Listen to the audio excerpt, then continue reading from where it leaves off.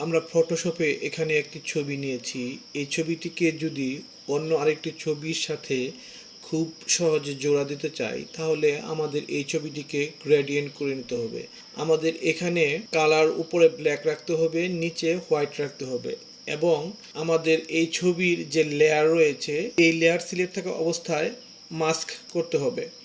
Mask করে নেওয়ার পর আমরা গ্রেডিয়েন্টে ক্লিক করব।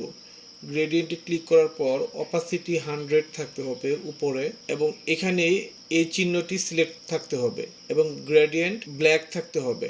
তো আমরা যদি এখন ছবির এই ডান পাশ থেকে বামের দিকে টান দেই, তাহলে আমরা দেখতে পাচ্ছি আমাদের ছবিটি গ্রেডিয়েন্ট হচ্ছে।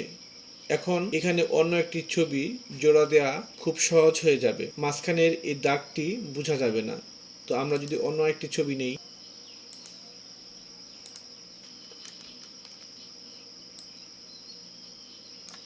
আমরা এই ছবিটির আমরা এখানেও লেয়ার সিলেকশন থাকা অবস্থায় মাস্ক করে দেব। দেওয়ার পর গ্রেডিয়েন্টে যেয়ে আমরা এখান থেকে এটাকেও গ্রেডিয়েন্ট করে দেব।